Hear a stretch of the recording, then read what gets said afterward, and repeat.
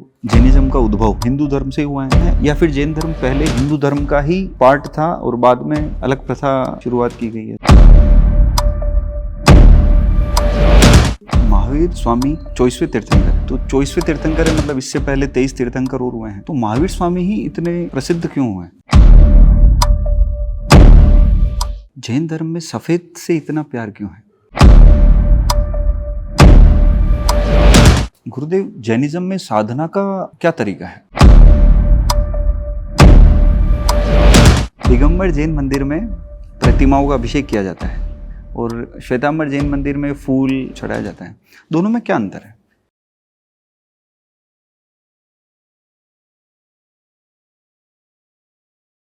नमस्ते दोस्तों, welcome to MTV. आज हम एक ऐसे सब्जेक्ट को एक्सप्लोर करने वाले हैं जो सिर्फ एक धर्म नहीं है, वो है जीवन जीने का तरीका। क्या है जैन धर्म? सवालों की लिस्ट बहुत लंबी है। क्या जैन धर्म सिर्फ पूजा पाठ और परंपरा का तरीका है या उससे कहीं आगे सुख, शांति और मुक्ति का मार्ग? क्या जैन धर्म सिर्फ आस्था का प्रतीक है या साइंटिफिक लाइफ स्टाइल? और सबसे बड़ा सवाल, क्या जैन धर्म आज के मॉडर्न युग में भी उतना पावरफुल और रिलेवेंट है जितना हजारों साल पहले? जैन धर्म के ऐसे कौन से तथ्य हैं जिनको हम हमारी लाइफ स्टाइल में ऐड करें तो हमारा जीवन सरल बन सकता है? और इन सब पे बात करने के लिए और जैन धर्म को गहराई से समझने के लिए आज हमारे साथ हैं गुरुदेव श्री ऋषि प्रवीण जी महाराज। ऋषि प्रवीण जी महाराज के प्रवचन ने लाखों लोगों की जीवन में परिवर्तन किया है। तो चलिए शुरू करते हैं एक थॉट प्रोवोकिंग कन्वर्सेशन। गुरुदेव जी, आप जैनिज्म में अहिंसा जो है वो कोर फिलॉसफी है, तो मुझे आपसे ये पूछना है कि ऐसे और कौन से अहिंसा के गहरे स्तर पे और कौन सी ऐसी चीजें हैं जो हम बहुत नजरअंदाज कर देते? सबसे पहले इमोशनल वायलेंस, भावनात्मक हिंसा, मन में किसी को लेकर के दुर्भावना रखना, वो सबसे पहले वायलेंस है, वो सबसे पहले हिंसा है, वो बीज है। सारे युद्ध दिमाग में शुरू होते हैं। दिमाग में युद्ध नहीं होता, धरती पर युद्ध नहीं होता है। तो पहली वहां पर शुद्धि होती है कि तुम्हारा संकल्प दुष्ट नहीं हो, तुम्हारे मन में हिंसा नहीं हो। उसके बाद भाषा की बात है कि ऐसी भाषा मत बोलो जो दूसरे को चोट पहुंचाए, दूसरे को हार्म करे। फिर आते हैं एक्शन की बात। ऐसी एक्शन मत करो कि जो किसी को डिस्टर्ब करे, हर्ट करे। ऐसी एक्शन मत करो। बट शुरुआत दिमाग से ही है, ये भावों से होगी। फिलॉसफी पे थोड़ी पहले आएगी। इट्स लाइक अगर आप सोच भी गलत रहे तो वो भी अहिंसा है, आपको वहीं से ही शुरुआत करनी पड़ेगी। आज सोच में है, हाँ, कल भाषा, कल सोच में आएगी। सोच में नहीं रहेगी तो बाहर नहीं आएगी। बराबर। तो वहां से शुरुआत करते हैं। गुरुदेव, जैनिज्म में साधना का क्या तरीका है? साधना का क्या महत्व और क्या तरीका है? साधना का तरीका है स्वयं को देखना, स्वयं के मिस्टेक को करेक्ट करना, वापस मिस्टेक होने नहीं देना। फर्स्ट एक्सट्रीम लेवल पर है कि मैं 100% प्योर हो सकता हूं। शुद्धो हम, बुद्धो हम, सिद्धो हम, शिवो हम। मैं शिव स्वरूप हूं, मैं ब्रह्म स्वरूप हूं। उस स्वरूप को मुझे प्राप्त करना है। आत्मशुद्धि और आत्मसिद्धि, उसके साथ में सर्वार्थ सिद्धि, यानी सब लोगों का कल्याण। ये साधना का स्वरूप है। इस साधना के स्वरूप में हमारे यहाँ कर्मकांड नहीं है, कर्मकांड नहीं है, क्रियाकांड नहीं है। 24 घंटे आप कैसे जीते हो, वही साधना है। जो दिनचर्या है वही साधना है। तुम सही तरीके से चल रहे हो, साधना हो गई। तुम सही तरीके से बैठ रहे हो, साधना हो गई। तुम सही तरीके से श्वास ले रहे हो, साधना हो गई। तुम सही तरीके से भोजन कर रहे हो, साधना हो गई। तुम सही तरीके से सो रहे हो, साधना हो गई। अब तुम 1 घंटा बैठ करके अच्छा ध्यान कर रहे हो और 23 घंटा उल्टे उद्योग कर रहे हो, तो साधना को मैं क्या करूंगा? साधना ये जीवन जीने के लिए है ना। वो फिर होता क्या है, मंदिर में बैठ करके भगवान का नाम लो और बाहर आकर शैतान का काम करो। उसके कारण से सामान्य व्यक्ति की धर्म पर की आस्था टूटती है। सही बात है। जैसे हम बोलते हैं कि ये काम तो ऐसे करता है और मंदिर जाता है, तो क्या मतलब निकलेगा उसका? तो परमात्मा कहते हैं तू 24 घंटे अच्छा रहे, 1 घंटे के लिए अच्छा होगा ना, 23 घंटे के लिए वो गलत हो जाएगा, तो तेरा 1 घंटा ड्रामा है। हमारी साधना यही है। एंड गुरुदेव जी, आपने बोला कि सही तरीके से चलना, सही तरीके से सांस लेना, सही तरीके से खाना, ये सही तरीका क्या है कि जिससे आपके बॉडी में नेगेटिव एनर्जी एक्टिव नहीं हो। आप चल रहे हैं तो एनर्जी जनरेट होनी चाहिए, डायनामिक एनर्जी क्रिएट होनी चाहिए। और यदि आप टायर्ड होते हैं तो समझ लीजिए आप गलत तरीके से चल रहे हैं। तो हम चलने का तरीका सिखाते हैं कि पाँव कैसे रखना, how to walk, how to sit, how to eat properly, Yes. How to sleep properly. Yes, how to क्योंकि sleep. बहुत बार ऐसा होता है कि सोने के बाद थकावट लगती है, तो ऐसा लगता है कि सही तरीके से सोई नहीं। अभी मैंने यहाँ पर करीबन 25 दिन की मैंने वो प्रवचन माला चली है इसी पर, कैसे चलना, कैसे बैठना, कैसे खड़े रहना, कैसे बोलना, कैसे खाना, और आप चल रहा है कैसे सोना। 2 दिन से कैसे सोने पर बात कर रहा हूँ। नींद पर लगेज लेकर के सोना चाहिए, लगेज फ्री होकर सोना चाहिए। फ्री हो गए। तुम्हारा प्लानिंग क्या है? लगेज लेके सोना। लगेज लेके सोना है। रिग्रेट के साथ सोना कि रिगार्ड के साथ सोना? रिगार्ड के साथ सोना चाहिए। दिन भर में मेरा ये नहीं हुआ, वो नहीं हुआ, वो नहीं हुआ लेकर के सोंगे तो क्या होगा? ये 2 पार्ट है। ऐसा ही होता है, रात को ही सब ख्याल आता है कि दिन में हमने क्या क्या किया, ये नहीं करना चाहिए था, ये ऐसा, ये अच्छा किया, इसको और करना चाहिए, लेकिन सुबह से फिर से वही शुरू हो जाता है। इसलिए जैनिज्म ये सिखाता है आपको कि बी डिस्कनेक्ट। दिन भर जो हुआ उसको देख ले, ऑब्जर्व कर ले, रियलाइज कर ले, डिस्कनेक्ट हो जा। जिनका सहयोग मिला है उनको धन्यवाद दे दे, जिनके साथ संघर्ष हुआ है उनके साथ मैत्री भावना भाले, और बाकी डिस्कनेक्ट हो जा। Be disconnect, be devote. अपना जो गोल है, अपना जो परमात्मा का स्वरूप है, उसको स्मरण में लाते हुए सो जा। सुबह उठेगा तब टुडे प्लानिंग कर, टुमारो प्लानिंग नहीं, टुडे प्लानिंग। अब दिमाग को काम में लगाओगे तो बॉडी काम करेगी, इसलिए आपको टायर्डनेस आता है। आज की जनरेशन सोते समय फ्रेश रहती है, उठते समय डल रहती है। सही कह रहे हो। हाँ हाँ हाँ। वो सोते समय सो नहीं पाता है, उठते समय उठ नहीं पाता है। तो कहीं ना कहीं हमारी जीने की शैली डिस्टर्ब हो गई ना। तो जैन धर्म हमको जीने की शैली से, यस, और वही साधना है। वही साधना है। अलग से साधना आप कब तक करोगे?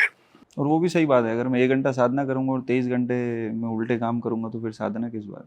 और 10 लोगों का विश्वास टूटेगा मुझे देख के बहुत लगे। बहुत ज्यादा लोगों को विश्वास टूटता है, स्वयं का टूटता है, दूसरों का तो ठीक है कि मुझे तो पता है ना कि मैं वहां क्या सोच रहा था, यहाँ क्या कर रहा हूँ। देखो अरे यार हो नहीं सकता यार, छोड़ दो इसको। साधना कैसी होनी चाहिए? जैसे आपने 15 मिनट में खाना खाया है, लेकिन वो खाना कम से कम आपके बॉडी में 6-7 घंटे काम आता है।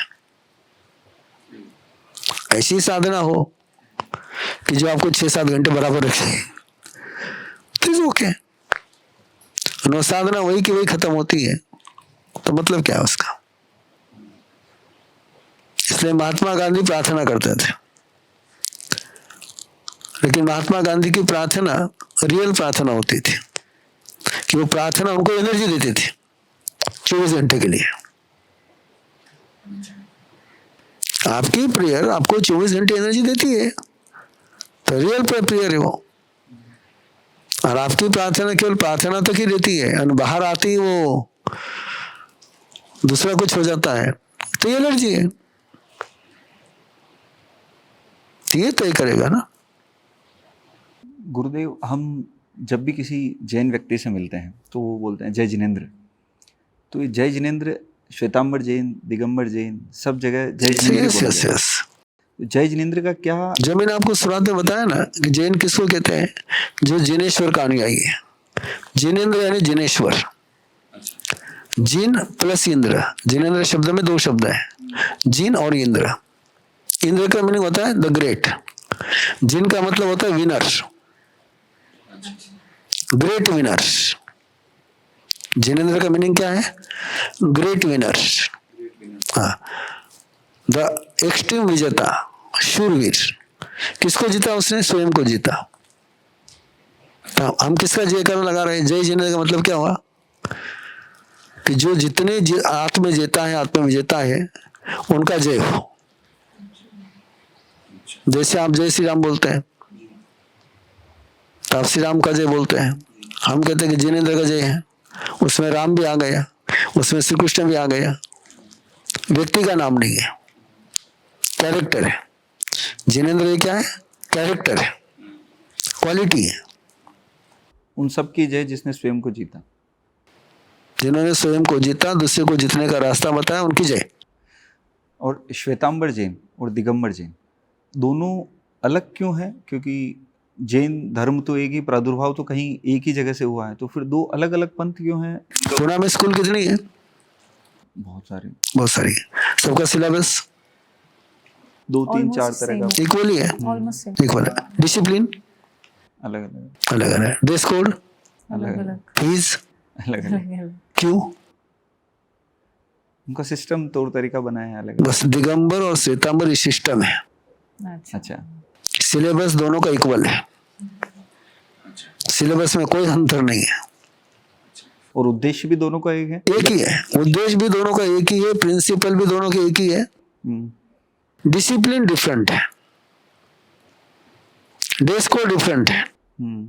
हाँ, कि मान्यता आप किस में ज्यादा मानते हो? आप अपने हिसाब से। जिसकी जिसकी क्षमता। कोई हायर फी भर सकता है, वो हायर स्कूल में जाता है। ये सिस्टम है। और डिसिप्लिन कभी एक नहीं हो सकती दुनिया के।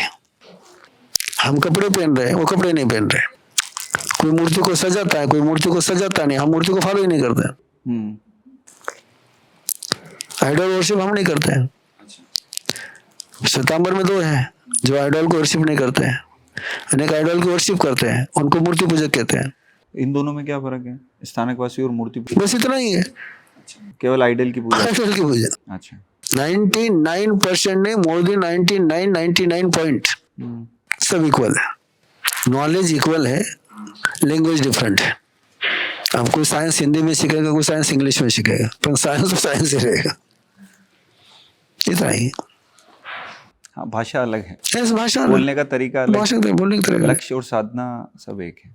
अब ये किसी ने कहा मेरी भाषा में ज्ञान है, तेरी भाषा में ज्ञान नहीं है, तो फिर वो मूल तत्ववादी हो गया, फंडामेंटलिस्ट हो गया, फिर वो आतंकवादी हो गया। और मैंने स्वीकार किया, हिंदी में भी नॉलेज है, इंग्लिश में भी नॉलेज है, तो मैं सत्य को स्वीकार कर रहा हूं। झगड़े कहाँ शुरू होते हैं? मेरी ही परंपरा में सत्य है, तेरी परंपरा में सत्य नहीं है, झगड़ा शुरू हो गया। मेरी परंपरा एक भाषा है, तेरी परंपरा एक भाषा है, नॉलेज इक्वल है, भाषा डिफरेंट है, तो सौहार्द भाव है। क्या अच्छा लगता है आपको? मेरी परंपरा में सत्य कहना अच्छा लगता है? सब में सत्य है, वही बात। कोई भी भाषा ज्ञान का माध्यम बन सकती है। गुरुदेव, आप मानते हैं कि जैनिज्म का प्रादुर्भाव, जैनिज्म का उद्भव हिंदू धर्म से हुआ है? क्योंकि हमने ऐसा, जैसे अभी हमने कुछ बुक्स पढ़ी जैनिज्म के बारे में, तो 5-7 हजार साल पहले जैन धर्म के जो आइडियल हैं वो खुदाई में वो निकले हैं। तो जैन धर्म क्या इतना पुराना है, या फिर जैन धर्म पहले हिंदू धर्म का ही पार्ट था और बाद में अलग प्रथा शुरुआत की गई है? सर, पहले बार हिंदू शब्द पर जाइए, और मुझे आज से 2000 पहले के किसी भी स्क्रिप्चर में हिंदू शब्द ला के दीजिए। हाँ, नहीं मिलेगा। वो कहाँ से है हिंदू शब्द? फारसी भाषा का है।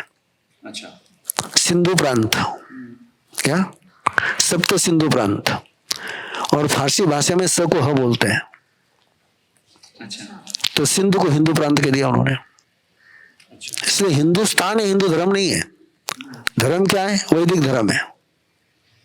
धर्म बौद्ध धर्म है, शैव धर्म है, जैन धर्म है, क्रिश्चियन धर्म है, इस्लाम धर्म है।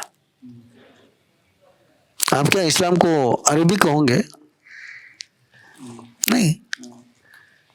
तो ये हिंदुस्तान शब्द है ना? धर्म कौन सा है? वैदिक धर्म है। ओके, वैदिक। जो वेद को मानते हो वैदिक है। जो जैन आगम को मानते हो जैन है। जो शैव आगम को मानते हो शैव है। जो बौद्ध त्रिपिटक को मानते हो बौद्ध है। जो गुरु ग्रंथ साहब को मानते हो सिख है। तो पहले हिंदू शब्दों को थोड़ा सा क्लियर कर लीजिए। हिंदू या धर्म नहीं है, हिंदू ये देश का नाम है, हिंदुस्तान। वैदिक धर्म है। वैदिक धर्म है। और वैदिक धर्म यानी वो चतुर्वर्ण्य, वो जाति व्यवस्था, अच्छा, वो वैदिक धर्म है। वर्णाश्रम, कास्टिज्म, क्षत्रिय और अलग, ये सब वो वैदिक धर्म है। जैन धर्म प्राचीनतम है ऐतिहासिक दृष्टि से। मोहनजोदड़ो के उत्खनन में आपको यज्ञ याग का कुछ नहीं मिला है, केवल वहां पर ऋषभदेव का स्टेचू मिला है, ध्यान मुद्रा का। तो ये प्राचीनतम धर्म है जैन। ये कभी भी किसी भी धर्म की कोई धर्म शाखा होती नहीं है। आप क्या आम को नीम की शाखा कह सकते हैं? नीम को आम की शाखा कहोगे? नहीं। हर पौधा अपना स्वतंत्र डेवलप हुआ है, कोई किसी की शाखा नहीं है ना। ना हिंदू धर्म जैन धर्म की शाखा है, ना जैन धर्म हिंदू धर्म की शाखा है। दोनों की बेसिक प्रिंसिपल डिफरेंट है। वैदिक धर्म क्रिएटर को फॉलो करता है कि सृष्टि ब्रह्मा ने बनाई है, विष्णु पालन कर रहा है, शैव समाप्त करेगा। जैनिज्म कहता है नहीं, सृष्टि शाश्वत है। अच्छा, हमेशा रहेगी, हमेशा है, बदलाव होता रहेगा, ये कोई समाप्त होती नहीं है। तो आपके हिसाब से जैन ग्रंथों में ये नहीं लिखा है कि दुनिया का अंत कैसे होगा? दुनिया का चेंज कैसा होगा लिखा है, वो लिखा है। वो लिखा है। मैंने बताया ना आपको, काल चक्र, उत्थान और पतन की यात्रा। प्रलय ये है नहीं, जैन ग्रंथ का हिस्सा ही नहीं है प्रलय, सत्य का हिस्सा नहीं है। सत्य का हिस्सा नहीं, प्रलय हो ही नहीं सकता है और सृजन भी हो नहीं सकता है। नया क्या करोगे आप कोई कॉम्बिनेशन कर सकते हैं, न्यू फंडामेंटल तो आप तय बना नहीं सकते हो, केवल ट्रांसफॉर्मेशन चलता है। और यदि कोई कहेगा कि सृष्टि किसी ने बनाई है, तो उसके बनाने के पहले क्या था? बनाने वाला कहाँ रहता था? भाई यहां से सृष्टि बनी आप कह रहे हैं, तो उसके पहले क्या था? सावरकर का वाक्य बहुत अच्छा है, इतिहास आला पहिलं पान नसतं। क्या गुरुजी क्या कहना है? इतिहास को पहला पेज नहीं होता है। अच्छा, no beginning, no beginning no end. No beginning no end. कब से शुरू हुआ संसार आपका बताइए? नहीं पता है, शुरुआत किसी को नहीं मालूम है ही नहीं ना। शुरुआत मालूम कैसी होगी? शुरुआत है ही नहीं तो मालूम कैसी होगी? तो ये सृष्टि सृजन की प्रक्रिया है, ये कंटिन्यू प्रोसेस है। ये ऐसा नहीं कि यहां से शुरुआत यहां समाप्त होगा। चक्र किसको कहते हैं भैया? चक्र में एंड होता है, लाइन में एंड होता है। सृष्टि चक्र है कि लाइन है?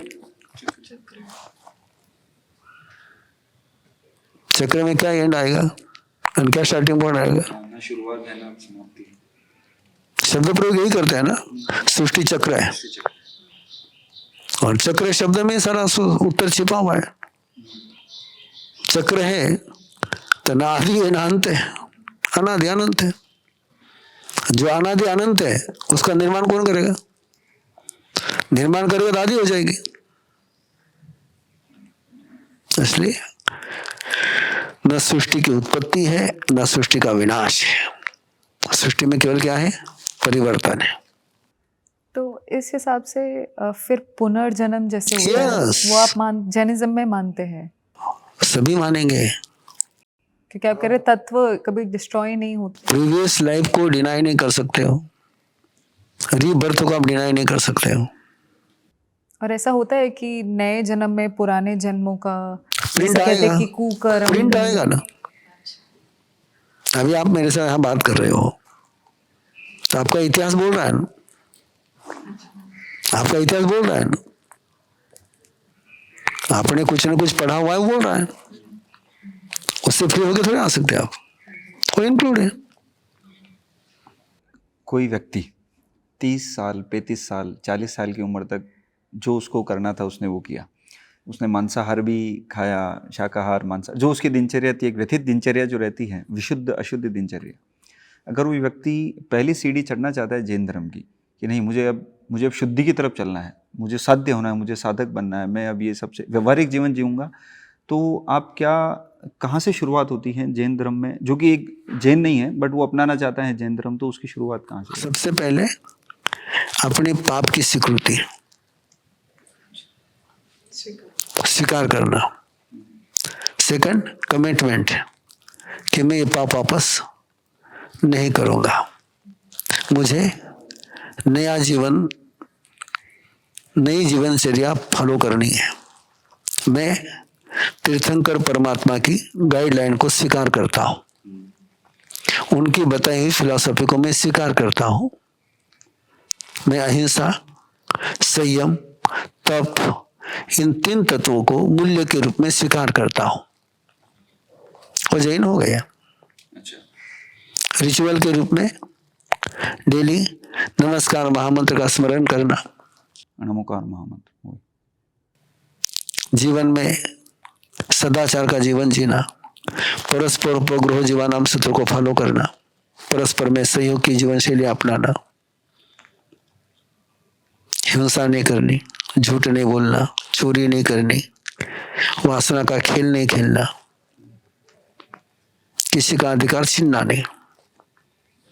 जैन हो गया। जो मूल्यों को अपना लेगा तो जैन हो।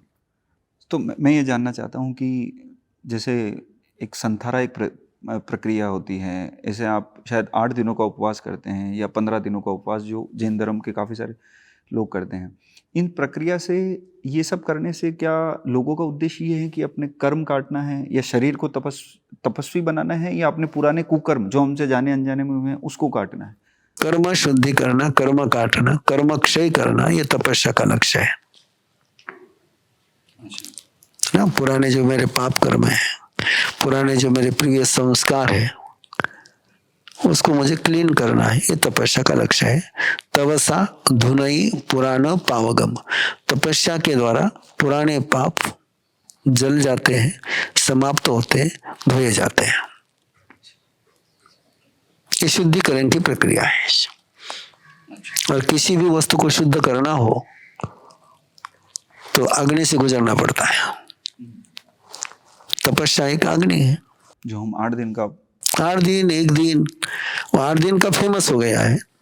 हमारे यहाँ सबसे छोटा तप है जो बहुत इजी है लेकिन बहुत हार्ड है। Be hungry, be hungry. भोजन करने के लिए बैठे हैं, भूख को जिंदा रखते हैं, भोजन से उठ जाना, पूरा पेट भर के खाना नहीं, 2 कवर कम खाना, भूख को समाप्त नहीं करना। Be hungry. और यदि आप बी हंग्री रहते हो तो स्वस्थ रहते हो। पेट थोड़ा खाली रखना, पेट भरने के पहले खाना बंद करना, इसको हम उनोदरी तप कहते हैं। उनोदरी तप जो आप रोज कर सकते हैं, कोई भी कर सकता है, और आप समझ सकते हैं यदि उनोदरी तप हो जाए तो ओबेसिटी का प्रॉब्लम नहीं है, फैटी नहीं बनेगा ना। सबसे पहला तप हमारा अनशन, फिर बीच बीच में कभी 1 दिन उपवास किया, 15 दिन में 1 बार उपवास कर लिया, 8 दिन में 1 बार उपवास कर लिया, थोड़ा इसको रेस्ट दे दिया, डिस्कनेक्ट हो गया। कोई लंबी साधना करनी तो 8 दिन का कर लिया, 1 महीने का कर लिया, पर वो कोई नॉर्मल चर्या नहीं। नॉर्मल चर्या क्या है? आहार कम कर, थोड़ा कम खा। मैंने ये जापानीज सेइंग भी सुनी थी कि आप हमेशा अपनी भूख का, अपने पेट का 80% खाना ही खाइए। यस, पर मुझे ये नहीं पता था कि जैनिज्म में भी ये जैनिज्म, फॉलो ये- होता है कि कभी yes, पेट भर के नहीं नहीं खाना खाना। चाहिए। एंड आप सही कह रहे हैं, वो पेट भर के खाना नहीं खाते तो आलस नहीं आता है, नहीं आएगा ना। एक्टिव रहता है इंसान, ओबेसिटी नहीं आएगी। यस, दूसरा एक तरफ है हमारे यहाँ रस परित्याग। रस परित्याग का मीनिंग है स्पाइसी खाना नहीं खाना, जिसमें तेल नहीं है, जिसमें घी नहीं है, जिसमें मिर्च नहीं है, जिसमें मीठा नहीं है। आप जितनी टेस्ट आपको उसके बिना आएगी उतनी टेस्ट स्पाइसी के साथ नहीं आती। जब आप स्पाइसी डालते हो तो अन्न की टेस्ट नहीं आती है, मसाले की टेस्ट आती है। जिस समय आप कोरी रोटी खाओगे तो आपको शुगर की आवश्यकता नहीं पड़ेगी, वो मीठी लगती है। आप सब्जी के साथ खाते हैं तो रोटी की मिठास पता ही नहीं चलती आपको, तो हम रस त्याग कहते हैं उसको। जैन धर्म में सफ़ेद से इतना प्यार क्यों है? सफ़ेद वस्त्र धारण करते हैं सब संत लोग, जनरली सफ़ेद को ज़्यादा, इसके पीछे कोई इस पर कहीं भी दाग पड़ा तो तुरंत पता चल जाता है।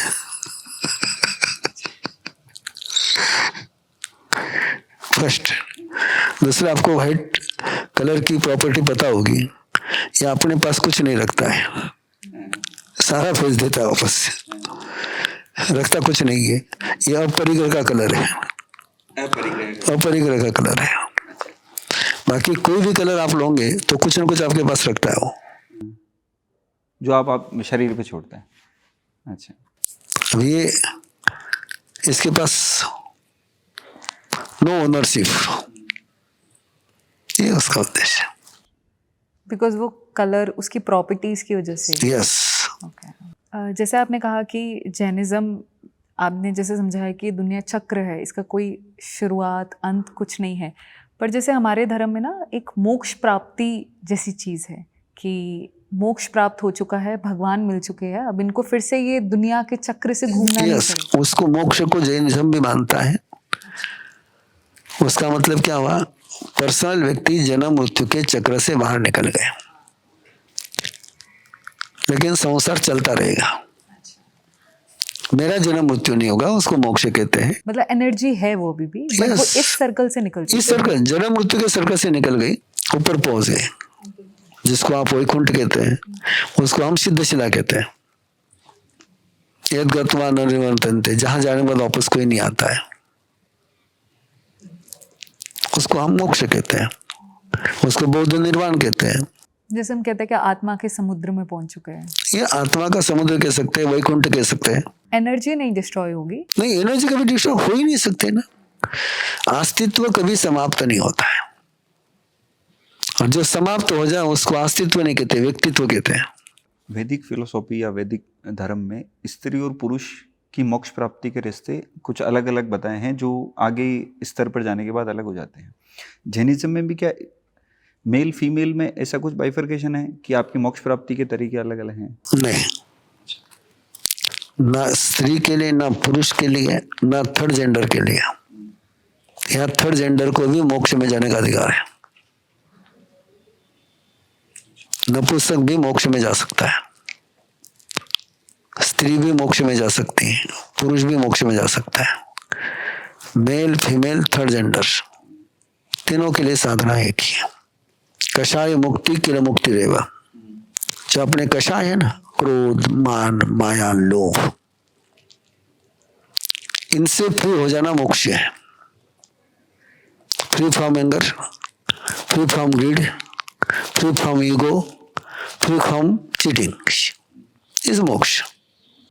पर गुरुदेव, एक व्यक्ति जो एक नॉर्मल साधारण जीवन जी रहा है, डेली बेसिस पे अपना काम करता है, सोता है, उठता है, वैदिक धर्म में एक बात है कि प्रौढ़ावस्था, वान अवस्था, युवावस्था, ऐसा जैन धर्म में क्या सिस्टम है? और उस व्यक्ति विशेष के लिए कोई उम्र का है कि भाई आपको 50 साल के बाद आप मोक्ष प्राप्ति है, ये साधक बनिए ताकि आप पहुंच पाएंगे?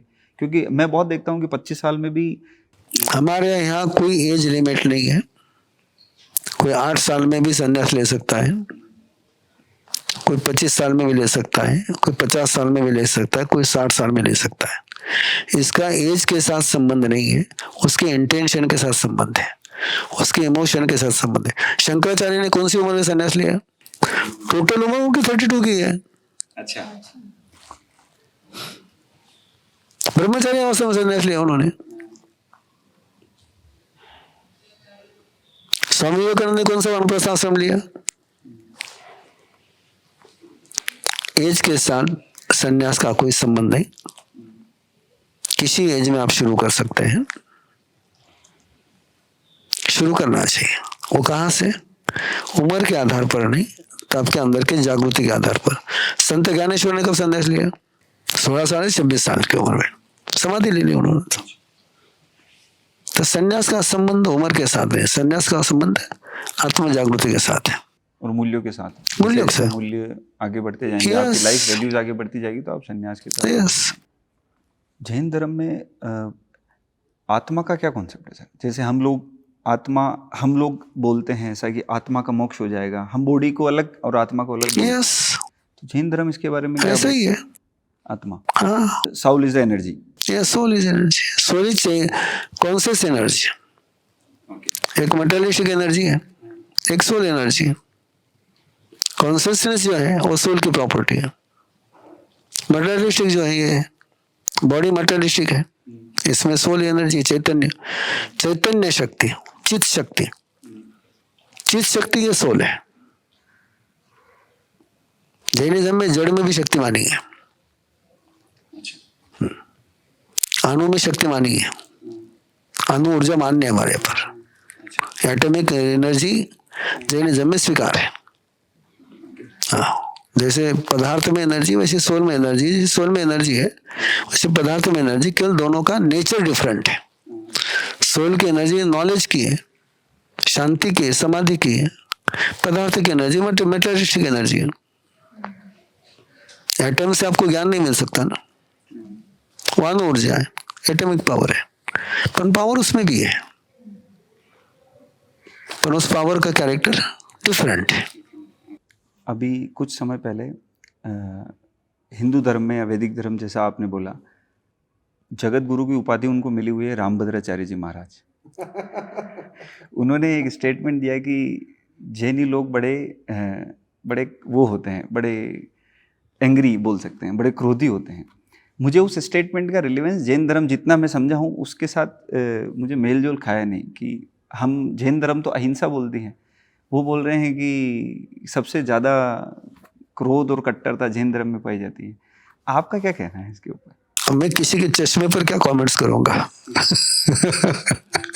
ये उनका चश्मा है, प्रेजुडिस माइंड है। कोई भी संत एग्रेसिव कैसे होगा? कोई भी संत एग्रेसिव कैसे होगा? और जैन एग्रेसिव होते तो पूरे दुनिया में फैलते थोड़े, और जहां गए वहां घुल मिल गए। जैन धर्म की सबसे बड़ी, जैनियों की सबसे बड़ी विशेषता है कि जहां जाते हैं वहां अपना अलगाव नहीं रखते हैं।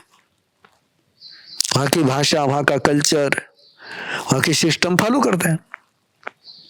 महाराष्ट्र में जो जैनी आए हैं राजस्थान से, वो मराठी बोलते हैं, पूरा कल्चर फॉलो करते हैं। वो भी जय शिवाजी बोलते हैं, वो कोई जय महाराणा नहीं बोलते हैं। क्योंकि आपने सिखाया वो अलगाव नहीं करना है, संघर्ष करना ही नहीं है। तो एग्रेसिव जो होगा, जो अहंकारी होगा, वो अलगाव करेगा। मुझे कोई कमेंट्स नहीं करनी उन पर अलगाव करना ये अहंकार का प्रतीक है, मुझे पता है। हाँ, जब आप मानते हैं कि मैं सर्वश्रेष्ठ हूँ और आप श्रेष्ठ नहीं, आप मेरे से कम श्रेष्ठ हैं, तो वो अहंकार है। अहंकार की भाषा क्या है? परात्म निंदा प्रशंसा, दूसरों की निंदा स्वयं की प्रशंसा अहंकार की परिभाषा है। इसलिए मैं कोई कमेंट्स नहीं करता उन पर। लेकिन जहां तक मुझे लगता है जैनी सौहार्द भाव में जीता है, जैनी एडमेंट कहीं नहीं होता है, जैन समन्वय की भूमिका में रहता है। उनको इतिहास है कि पूरे देश में, पूरे इतिहास में जैनी के नाम से एक दंगा नहीं है। बिल्कुल सही बात। हाँ। बाकी कोई धर्म बचा नहीं जिसके नाम से दंगा नहीं है। आप तय करें कौन अहंकारी है।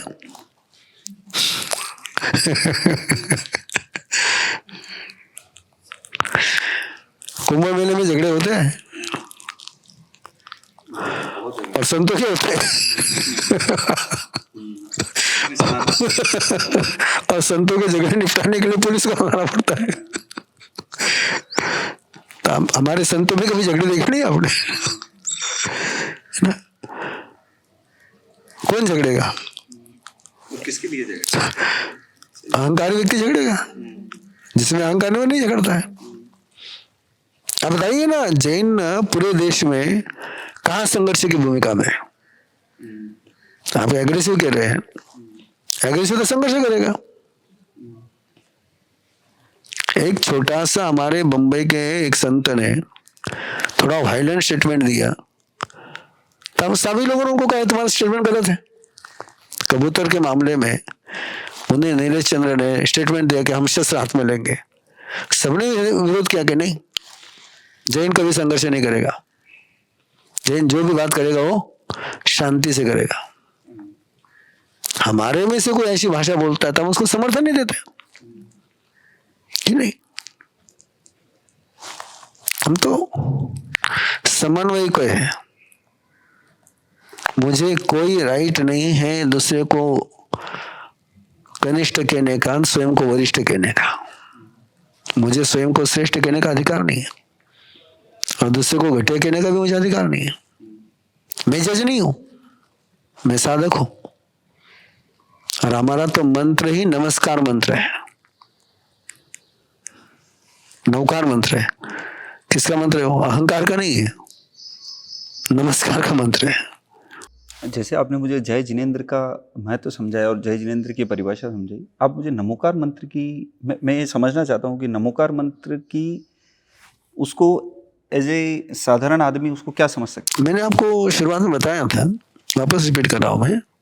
नमो अरिहंतानम, नमो अरिहंतानम का मीनिंग है मैं तीर्थंकर को नमस्कार करता हूं। तीर्थंकर किसको कहते हैं? जो दूसरे को ग्रेड बनाता है, जो दूसरे को श्रेष्ठ बनाता है। नमो सिद्धानम, जिन्होंने अपनी साधना सिद्ध कर ली, जन्म मृत्यु के चक्र से बाहर निकल गए, वो सिद्ध है। वो कौन से धर्म से हुए, कौन सी परंपरा से हुए, कौन से जाति से हुए, कौन से समय, कोई लेना देना नहीं, वो सिद्ध है, उनको मैं नमस्कार करता हूं। नमो आयरियानम, जो स्पिरिचुअल लीडर है, जो आध्यात्म मार्ग पर चलते हैं और दुनिया को चलाते हैं, उनको हम आचार्य कहते हैं, उनको नमन है। कोई जैन शब्द नहीं लिखा हुआ, नमो जैनायरियानम नहीं है। जो भी अध्यात्म की देशना देते हैं, अध्यात्म की व्यवस्था निर्माण करते हैं, वो सारे जैन आचार्य हैं। उपाध्याय, नमो वज्जायनम, जो तीर्थंकर परमात्मा की फिलॉसफी, तत्व ज्ञान विश्व को समझाते हैं, उपाध्याय, उनको मैं नमन करता हूं। नमो लोये संवत्साहुनम, लोक में, विश्व में जितने अध्यात्म मार्ग के साधक हैं, वो कौन से ड्रेस में है, कौन सी परंपरा में है, किस भाषा में है, किस जाति में है, नथिंग, वो साधना में है, मेरा उनको नमन है। ये नौकार मंत्र है, ये जैनियों का कहलाता है इंसान का। इसमें महावीर का नाम नहीं है, इसमें ऋषभदेव का नाम नहीं है, इसमें प्रवीण ऋषि का नाम नहीं है, इसमें आनंद ऋषि का नाम नहीं है। इसमें केवल कैरेक्टर है और क्वालिटी है। ये क्वालिटी को वंदन करने वाला मंत्र नौकार मंत्र है। ये व्यक्ति को नमन नहीं करता है। जो आपने शुरू में बात की जीवन मूल्यों से, यस, इसलिए आप उसको जैन मंत्र कहते हैं, मैं उसको विश्व का, इंसान का मंत्र कहता हूं। हमने तो सुना इसी हिसाब से कि ये बराबर है, सब वही बोलते हैं, आप नई बात नहीं बोल रहे हैं। लेकिन मुझे, मेरा ऐसा सोच है, यदि दुनिया को किसी एक मंत्र में लाना हो तो नौकार मंत्र है। झगड़ा नाम को लेकर के, यह नाम है नहीं। झगड़ा रूप को लेकर के, यह रूप है नहीं। झगड़ा कास्ट को लेकर, यह कास्ट है नहीं। कास्टलेस, नामलेस, फ्रेमलेस क्वालिटी की बात है। हाँ, मैं कहता कि महावीर को नमन करो तो नहीं होता, या व्यक्ति को नमन नहीं है। या श्रेष्ठता को न माने। और हम चाहते हैं कि लोग श्रेष्ठता के साथ जुड़े। हाँ, आप किसी व्यक्ति विशेष या संत का नाम नहीं ले रहे, नहीं है नहीं। आप एक प्रक्रिया का नाम ले रहे हैं। यस। बट इसमें क्या होता है ना, जैसे जैनिज्म अगर आप देखेंगे it is more life approach, idols approach से ज़्यादा लाइफ अप्रोच है। बट जैसे हम सुनने में भी आता है कहीं ना कहीं वो आस्तिक और नास्तिक जैसे नाम जुड़ जाते हैं कि ये धर्म ऐसा है जो थोड़ा नास्तिक माना जाता है क्योंकि यहाँ पे कोई आइडल्स का अप्रोच नहीं है। तो इसमें आपका क्या विचार है? ये बात चली हुई है केवल वैदिकों से, ब्राह्मणों से चली हुई है। उनके दृष्टि में तो वेद के अलावा सारे नास्तिक हैं। उनकी नास्तिक की परिभाषा क्या है? वेदो आस्ति इति नास्तिक, वेदो नास्ति इति नास्तिक। जो वेद को मानता है वो आस्तिक है, जो वेद को नहीं मानता वो नास्तिक है। ये भाषा मुसलमानों की है। बराबर है। जो इस्लाम को मानता है, मोहम्मद को मानता है, वो इस्लाम मुस्लिम है। जो नहीं मानता वो काफिर है। ये भाषा क्रिश्चियन की है कि जो गॉड को, ट्रिनिटी को मानेगा वो धार्मिक है, जो नहीं मानता वो शैतान का है। जैनिज्म ऐसी भाषा देता नहीं है। जैनिज्म ये कहता है कि जो मानवीय मूल्य को स्वीकार करता है, श्रेष्ठतम मूल्य को स्वीकार करता है, अध्यात्म को स्वीकार करता है, स्वर्ग नरक मोक्ष को स्वीकार करता है, वो आस्तिक है। कौन से ग्रंथ को मानता है, कौन से ग्रंथ को नहीं मानता है, ये झगड़े का विषय है। यदि ग्रंथ के आधार पर तुम आस्तिक और नास्तिक कहेंगे तो दूसरे को तुम नास्तिक कहने का अधिकार देते हैं। शुद्ध परिभाषा आस्तिक की एक ही हो सकती है कि जो अस्तित्व को स्वीकार करता है वो आस्तिक है, जो शाश्वत अस्तित्व को स्वीकार नहीं करता वो नास्तिक है। जन्म मृत्यु अशाश्वत है, जन्म मृत्यु चलता रहेगा, लेकिन फिर भी आत्मा परमानेंट है। तो इस अस्तित्व को, जो शाश्वत अस्तित्व को स्वीकार करता है वो आस्तिक है। ग्रंथ के आधार पर मैं आस्तिक नास्तिक की परिभाषा दूंगा तो झगड़े शुरू हो जाएंगे। फिर आपका ही ग्रंथ क्यों, मेरा ग्रंथ क्यों नहीं? सही बात। फिर वही संघर्ष और अधिकार की भाषा है। महावीर स्वामी 24वें तीर्थंकर है, तो 24वें तीर्थंकर है, मतलब इससे पहले 23 तीर्थंकर और हुए हैं। तो महावीर स्वामी ही इतने प्रसिद्ध क्यों हुए? आपके दादा, परदादा, परदादा के परदादा, हाँ, पूरा जनरेशन। फेमस कौन है आपके साथ? मैं तो दादा तक जानता। दादा तक, मैक्सिमम पिता तक। नाम किसका लिखते हैं आपके नाम के पीछे आप? पिताजी का नाम लिखता। दादाजी क्यों नहीं लिखते? तो भगवान महावीर हमारे पिता है, लेटेस्ट है। अच्छा। आज का जो हमारे सिस्टम चल रही, जो स्ट्रक्चर चल रहा है, वो उनके गाइडेंस में चला हुआ है।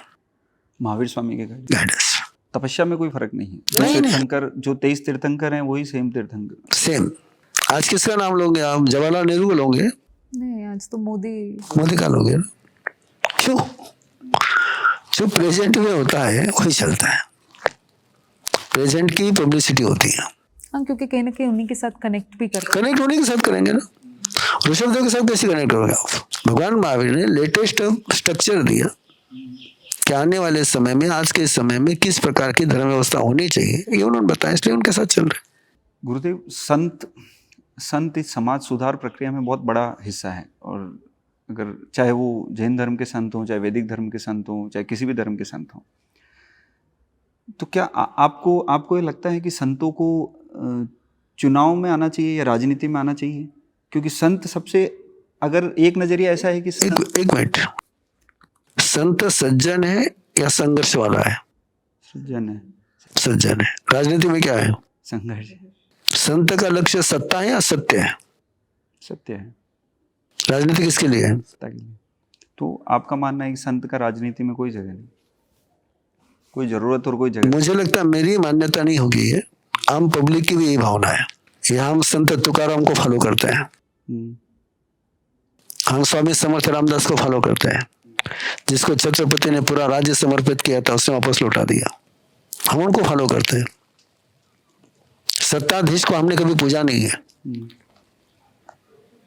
सत्ताधीश ने सत्य की पुजारी की पूजा करी है। और कोई संत सत्ता के रास्ते पर जाता है तो जनता की श्रद्धा का दुरुपयोग करता है। मैं सीधी बात कहता हूं, निश्चित रूप से। उसके प्रति जो लोगों ने धर्म के रूप में आस्था रखी है, गुरु के रूप में आस्था रखी है, उस आस्था को अलग उपयोग कर रहा हूं। उससे संन्यास लिया किसके लिए? सब सांसारिक मोह माया त्याग के अलग रहने के लिए, फिर वापस राजनीति के हिस्से में उसी से। जैन धर्म तो जैन व्यवस्था एक ही कहेंगे, तुझे राजनीति में जाना है, बाना छोड़ जा। अच्छा, संतत्व के वेश में तो राजनीति में नहीं जा सकता। राजनीति तो दुश्मन दोस्तों के बिना चलती नहीं है। महात्मा गांधी सत्ता में क्यों नहीं गए? और रास्ता हो ही नहीं सकता उनका। तो संत का मार्ग कभी सत्ता नहीं हो सकता, होना ही नहीं चाहिए। संत को भ्रष्ट करना हो तो सत्ता के रास्ते पर ले जाओ, और मुझे लगता है कि संत को भ्रष्ट होने से बचना चाहिए। संत का रास्ता ना सत्ता का है ना संपत्ति का है।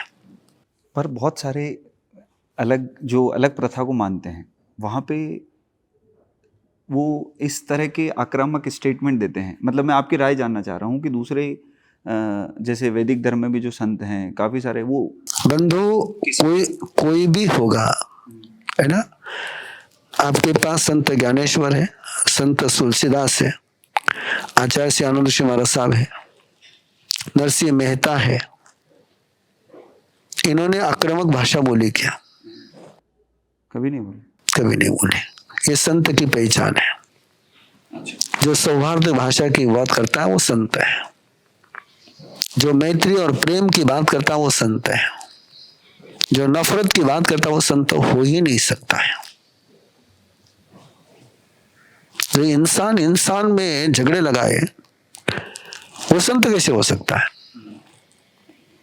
संत तो इंसान को प्रेम करना सिखाएगा, झगड़ा करना नहीं सिखाएगा। संत तो शांति का दूत है, और शांति का दूत आक्रामक भाषा कैसे बोलेगा? भगवान महावीर हो, गौतम बुद्ध हो, आक्रामक भाषा बोल सकते हैं। और आक्रामक भाषा को बोलने वाले को आप संत कह सकते हैं? मतलब वही कि एक संत बहन, एक मतलब एग्रेसिव सपना कहे या क्या कि ज्यादा से ज्यादा एग्रेसिव चाहिए, प्रोग्रेसिव चाहिए? प्रोग्रेसिव। तो एग्रेसिव प्रोग्रेसिव हो पाएगा क्या? नहीं, सही डिसीजन से नहीं लेते। yes. आपको सौहार्द भाव चाहिए या वैमनस्य चाहिए? सौहार्द भाव। आक्रामक भाषा क्या जाएगी? मनुष्य। मैं तो उन सारे संतों से निवेदन करता हूं कि यदि तुम्हें आक्रामक भाषा बोलनी है तो संत का बाना क्यों रखते हो? ये बाना तो सौहार्द की भाषा का है, तो भाषा प्रेम की भाषा का है। मतलब संत का जो कर्म है कि मुझे ज्यादा से ज्यादा लोगों को सही रास्ते पे लेके जाना है, वो पॉलिटिक्स के थ्रू कभी पूरा हो ही नहीं सकता। Universal truth. वो फिर बाकी इतनी सारी चीजें आ जाएंगी कि वो मोटिव रहेगा ही नहीं, एक संत का वो मोटिव बचेगा ही नहीं। हमारे पास तो उन राजाओं का आदर्श है जिन्होंने समय पर सत्ता छोड़ करके संयम को स्वीकार किया। हमारे पास वो लोग नहीं है जिन्होंने संयम छोड़ करके सिंहासन पर पहुंचे। वो हमारे पास नहीं है, वैसा वर्षा नहीं है। यस। अभी आप महावीर स्वामी की हम बात कर रहे थे। महावीर स्वामी की कौन सी ऐसी टीचिंग्स, कॉन्सेप्ट हैं जो एक लेमन को, एक साधारण आदमी को एक अच्छा इंसान बना सकती है? अहिंसा, अनेकांत, अपरिग्रह। अच्छा, तो ये क्या क्या? अहिंसा, नॉन वायलेंस, कोऑपरेटिव, ओके। संयम, अपरिग्रह। मेरा किसी पर अधिकार नहीं है, मैं केवल उसका उपयोग करता हूँ, उपयोग कराता हूँ। जो उपयोग में लाता है वो अपरिग्रही है, जो उपयोग शून्य संग्रह करता है वो परिग्रही है। यूज करता है अपरिग्रही है, स्टोर करता है डेड प्रॉपर्टी, ये परिग्रह है। चाहे आप हो, चाहे मैं हो, चाहे कोई भी हो,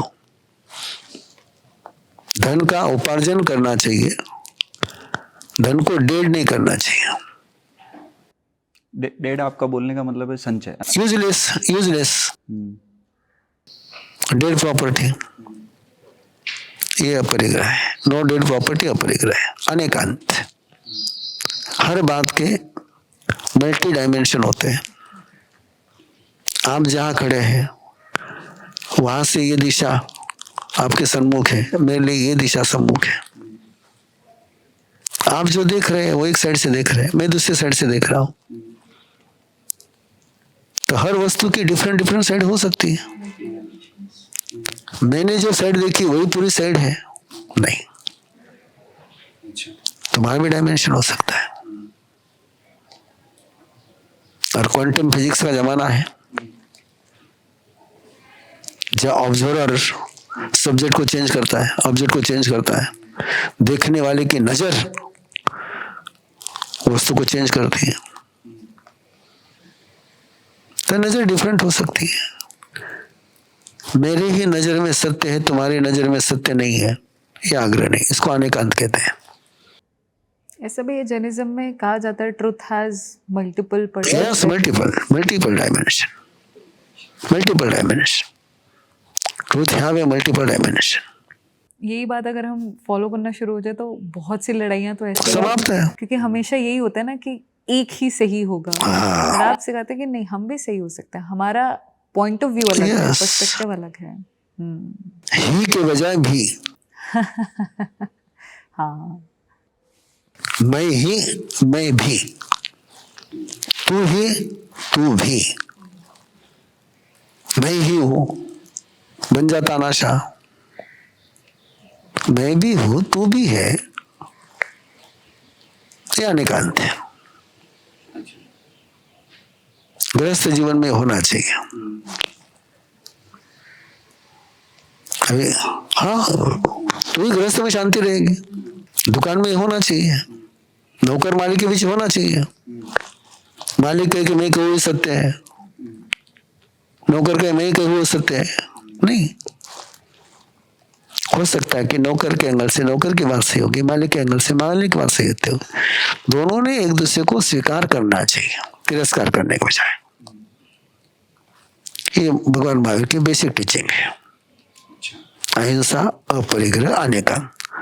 और ये तो ऐसी साधारण बात है जो सब लोग अपने जीवन में डेली फॉलो कर सकते हैं। ऐसा कुछ भी नहीं है कि आपको तपस्या ही करनी पड़ेगी या आपको यही करना पड़ेगा, आप डेली लाइफ में फॉलो कर सकते हैं ऐसी बात। धर्म किसको कहते हैं? जो डेली लाइफ में फॉलो किया जा सके। धर्म ये त्योहार नहीं है, धर्म है डेली लाइफ है। गुरुदेव जी, ये गर्भ संस्कार क्या होता है?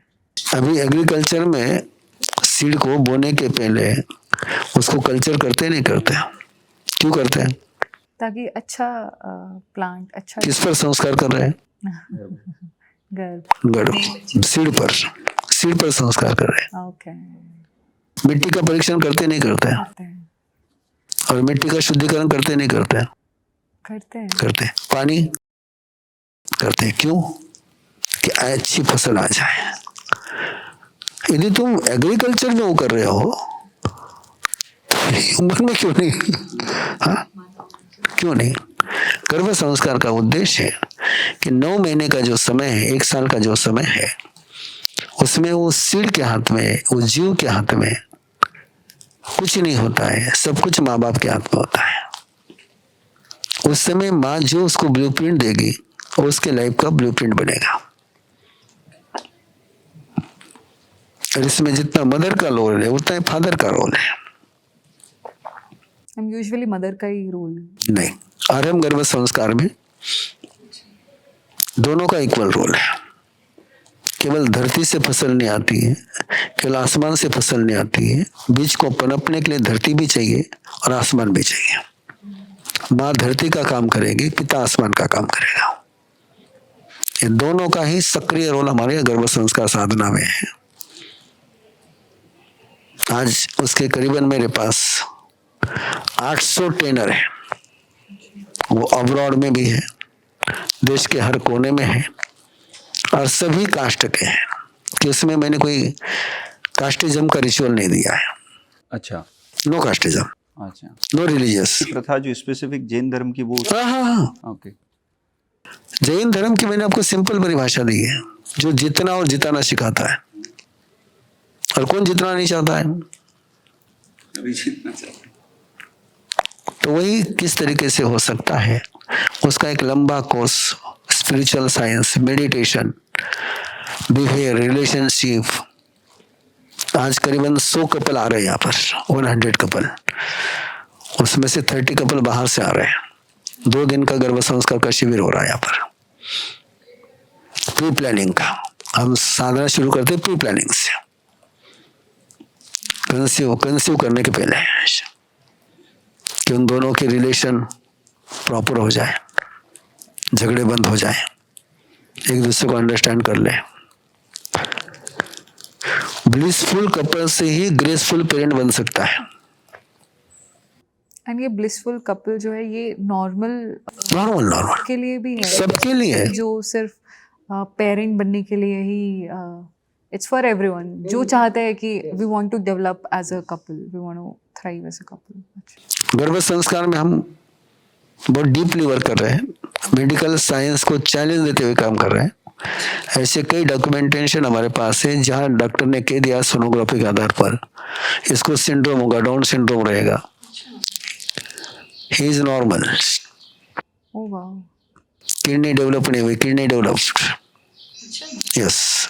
वाटर, पानी बढ़ाने का कोई मेडिकल साइंस के पास प्रयोग नहीं है, आरंभ गर्भ संस्कार में है। एंड इस कोर्स में आप मेन क्या चीज़ों पे फोकस करते हैं, लाइक मेडिटेशन? मेडिटेशन सबसे पहले, ओके उसके पहले उनका परस्पर का रिश्ता, ओके करुणा का, प्रेम का, सौहार्द का। उनके पास कोई भी पास्ट का लगेज नहीं होना चाहिए, मेंटल पीस, मेंटल पीस, और फ्यूचर का गोल क्लियर होना चाहिए। डाइट प्लान देते हैं, आहार को चार्ज करना सिखाते हैं। मेडिटेशन हमारा थोड़ा डिफरेंट है, कलर थेरेपी का इजी है। एंड ये आपने जो blissful couples therapy, blissful couple नहीं, ये अलग कोर्स है। ब्लिसफुल कपल का कोर्स अलग है, ये गर्भ संस्कार का कोर्स अलग है। एंड वो ब्लिसफुल कपल में सर गुरुदेव जी आप क्या लक्ष्य इतना ही है कि डाइवर्स वाले डिवोशन में चले जाए, जिन्होंने फेरे लिए हैं वो फेरे में रह जाए, वो दूसरे के घेरे में ही चले जाए। कपल इश्यूज जो रहते हैं, couple issues, complicated issue, couple issue नहीं, कॉम्प्लिकेटेड इशू, उसमें हम उनको एक दूसरे का ध्यान करना सिखाते हैं, एक दूसरे को नमन करना सिखाते हैं, कि मैं ही नहीं तू भी। एक दूसरे के पाँव पड़ाता हूँ, अच्छा, यस, एक दूसरे को आशीर्वाद देने के लिए कहता हूँ, और बिल्कुल आराम से मेरे सामने बैठ करके मेल फीमेल के पाँव पर मस्तक रखता है और फीमेल उसके सिर पर हाथ रखती है। फिर बाद में फीमेल झुकती, पहले मेल को झुकाता हूँ। एक बार दोनों एक दूसरे के पास झुकना शुरू हो गए तो कोर्टों के पास जाने का काम ही नहीं ना।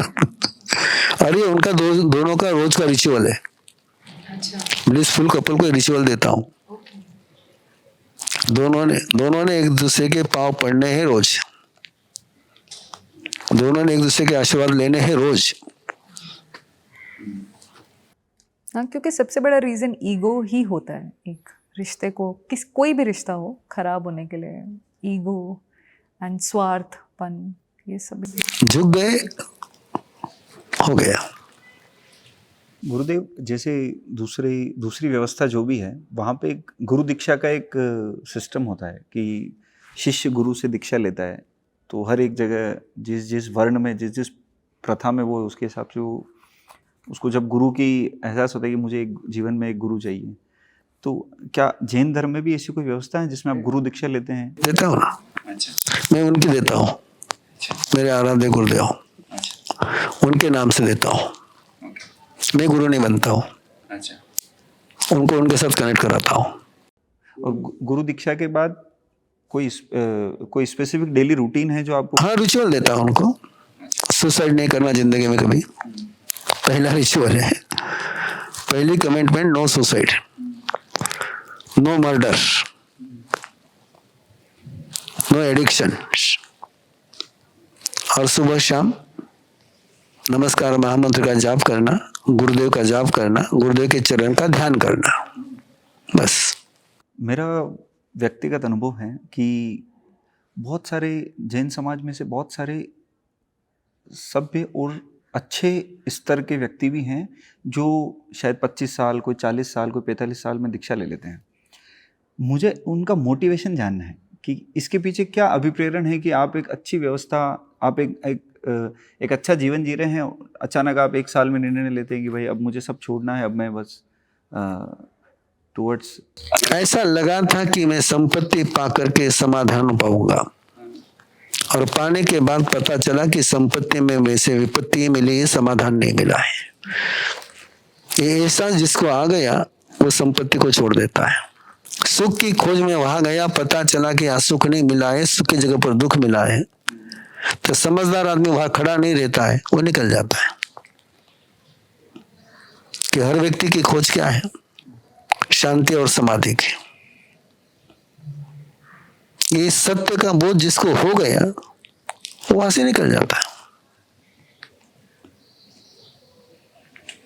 जो भ्रम में रहता है कि आज नहीं कल मिलेगा, कल नहीं परसों मिलेगा, तो इसका एक ही मोटिवेशन है, सुख और शांति। एक बहुत सुंदर जोक जाता है, बहुत पुरानी बात है। एक मूवी में एक सीन आता था कि एक फीमेल जो है स्नान कर रही है, उसके स्नान करने की शूटिंग चल रही हीरोइन की, और उतने में ट्रेन वहां से गुजर जाती है। तो ट्रेन के कारण से ट्रेन के ओट में फीमेल छिप गई। तो एक मुल्ला जी जो है उस मूवी को बार बार देखते थे। पूछा, बोले क्यों? बोले कभी तो भी ट्रेन लेट हो जाएगी ना।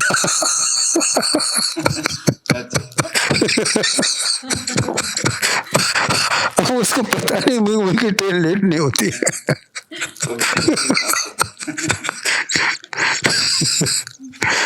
तो जो आठ के रहते हैं ना, उनको लगता है कभी तो भी ट्रेन लेट हो जाएगी, और ट्रेन लेट नहीं होती।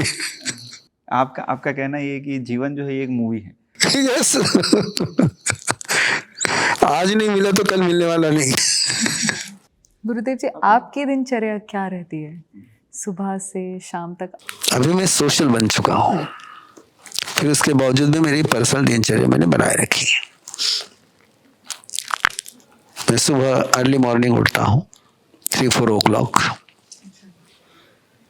उसके बाद करीबन 8 o'clock तक जो है मेरी अपनी स्पिरिचुअल जर्नी चलती रहती है। 8 बजे के बाद मैं पब्लिक में आ जाता हूँ, क्लास शुरू हो जाते हैं।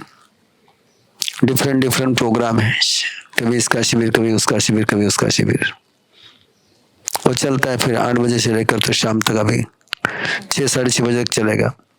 उसके बाद हमारा रिचुअल होता है प्रतिक्रमण का, वो रिचुअल मैं कर लेता हूँ।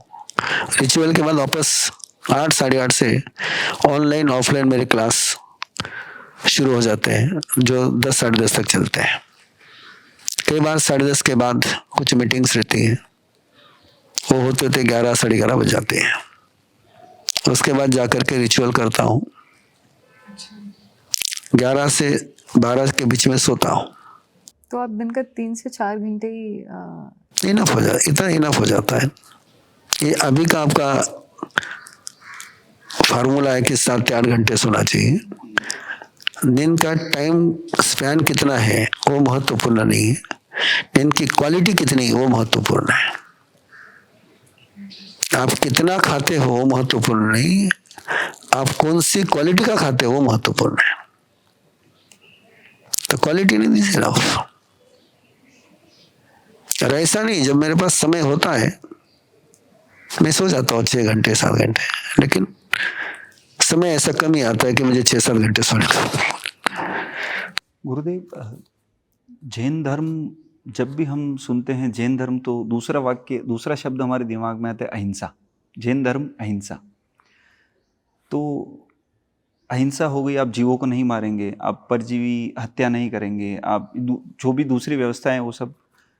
पर जैन धर्म ये कहाँ सिखाता है और ये किस कारण से है कि मैं ज़मीन के अंदर जो सब्जियां होती हैं, जो फ्रूट होते हैं, जो भी आलू हो या प्याज हो, जो भी जो अंदर होते हैं, या मूंगफली हो, ये नहीं, इसका और अहिंसा का क्या संबंध है?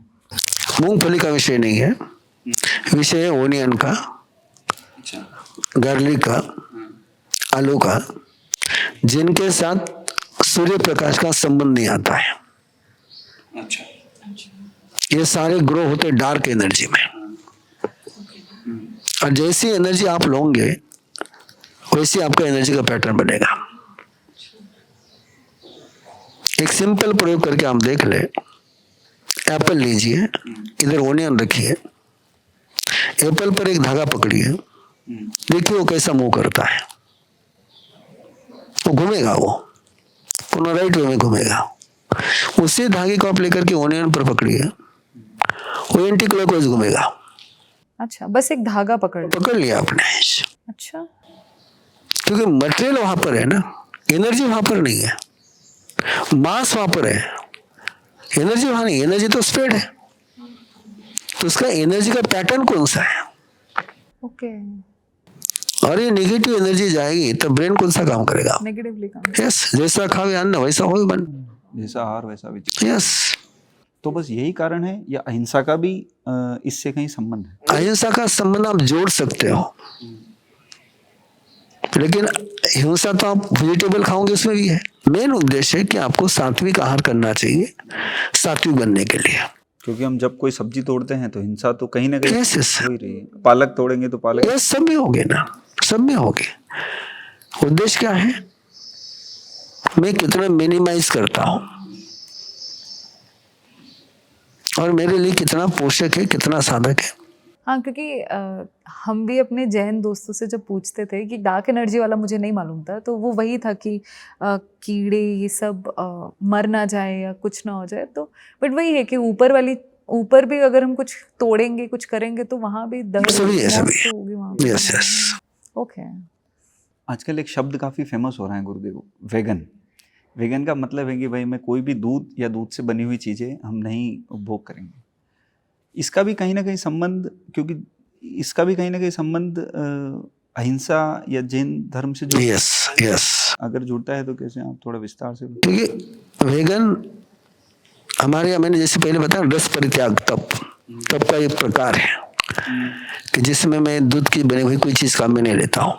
अच्छा, वो एक तप का हिस्सा है? तप का हिस्सा है। लेकिन एक आज का जो डेयरी इंडस्ट्रीज है और प्राचीन जो हमारी डेयरी सिस्टम थी, वो बिल्कुल विपरीत हो गई है। सत्य बात, सही बात। पहले पोषण से पोषण लिया जाता था, अब पोषण ही शोषण के लिए हो रहा है। इसलिए जनरली मैं डेयरी का दूध यूज नहीं करता हूँ। अच्छा। घर की गाय हो, घर का दूध हो तो लेता हूँ, बाकी डेयरी प्रोडक्ट लेता नहीं हूँ, क्योंकि मुझे वो लगता है कि वो शोषण से निकाला गया। हाँ, क्योंकि वो हो ही रहा है। हम गाय को इतना इंजेक्शन दे दे के, क्योंकि हमारा टारगेट मिल्किंग है कि इतना दूध निकल। यस, तो अब वो इंडस्ट्रीज बन गई ना। इस जमाने में क्या हो गया कि हर बात इंडस्ट्रीज में पहुंच गई, धर्म से लेकर तो कर्म तक, और उस कारण से जो उसकी ओरिजिनल जो उसकी पवित्रता थी वो समाप्त हो गई। इसलिए आज के जमाने में तो मैं भी कहता हूँ कि वीगन बनना बहुत अच्छा है। तो आलू, लहसुन और प्याज के साथ एक, हाँ, ये बिना दूध वाली चीजें भी सही है। मतलब वीगन भी एक तप का हिस्सा है। वीगन हमारे यहाँ तप का हिस्सा है। गुरुदेव, दूसरी व्यवस्था ऐसी है कि वैदिक व्यवस्था ऐसी है कि आपका मंगल खराब है तो आप हनुमान जी की पूजा कीजिए, आपका गुरु खराब है तो आप इनकी पूजा कीजिए।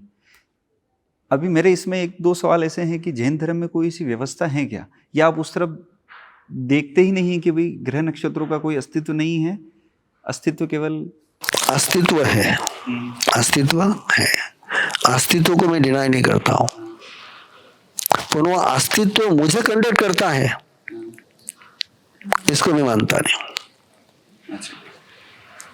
शनि के कारण से मेरा जीवन बिगड़ रहा है, तो मेरे पड़ोस में मुस्लिम बेटा उसको क्यों नहीं बिगड़ रहा है? शनि की 7.5 हिंदू को क्यों लगती है? किसी मुस्लिम को तो 7.5 लेकिन मैंने देखी नहीं। तो ये ब्लाइंड फेथ है। जैन दर्शन का बिल्कुल क्लियर कहना है ये सब पैसिव फैक्टर्स है। एक्टिव तुम स्वयं हो, मेरी पॉलिसी, मेरे थॉट्स, मेरी इमोशन, मेरा इंटेंशन। एपीजे अब्दुल कलाम को मैं हमेशा रेफर करता हूं। जिस समय बीजेपी गवर्नमेंट ने उनको राष्ट्रपति के लिए चुना, उसके बाद प्रमोद महाजन ने उनको फोन करके पूछा, ज्योतिष थी, 3 मुहूर्त निकाले थे उन्होंने। ये न्यूज, हाँ, इंटरनेशनल न्यूज थी ये। तो उसने एपीजे अब्दुल कलाम को फोन करके कहा कि 3 मुहूर्त हैं, आप किस मुहूर्त पर फॉर्म सबमिट करोगे? तो बोले 3 मुहूर्त क्या? बोले अच्छा समय है। तो APJ Abdul Kalam, time is only time, time doesn't bad doesn't good. मैं ये 3 समय छोड़कर कभी भी फॉर्म सबमिट करूंगा। समय समय है, उसको उस रूप में लीजिए ना। झगड़ते आप अपने सोच के कारण से, उसको करेक्ट करो ना। कोई फेल हुआ है तो अपने मिस्टेक के कारण से फेल हुआ है। तुम अपनी जिम्मेदारी स्वीकार क्यों नहीं करते हो? तुम अपनी जिम्मेदारी उस पर क्यों डालते हो? ठोकर लगी है तो मेरी गलती से लगी है, पत्थर वहां तो इसलिए ठोकर नहीं लगी है। मैंने देखा नहीं इसलिए ठोकर लगी। तो जिम्मेदार कौन है? मंगल के कारण ठोकर लगी नहीं, मेरी अपनी सोच है। तो करेक्शन कहाँ करना चाहिए? पर्सनल मैं बिल्कुल फॉलो नहीं करता हूँ, टोटली फॉलो नहीं करता हूँ। मुझे पूछोगे तो आज कौन सी तिथि है, कौन सा नक्षत्र है, मुझे पता नहीं, मैं देखता भी नहीं हूँ। मैं देखता हूँ मेरे भाव कैसे हैं, मैं सही काम कर रहा हूँ क्या, ओके। आपके साथ बातचीत करने के लिए मुहूर्त देकर आया हो क्या? और क्या दिक्कत गई आपको बात करने में?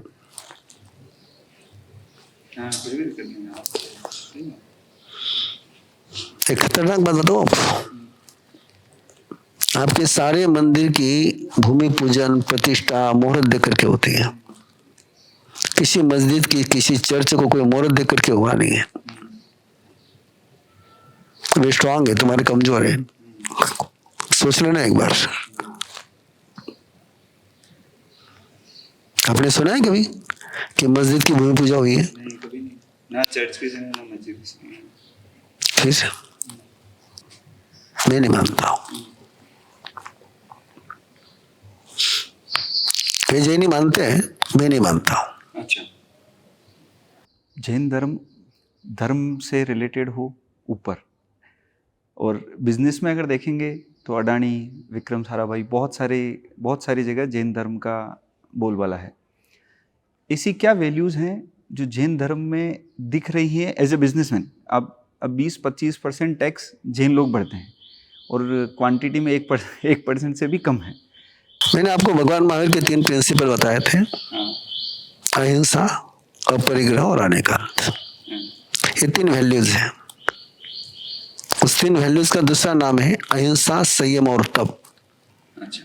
संयम का मतलब है मैं प्लान करता हूं, मैं सेल्फ कंट्रोल करता हूं।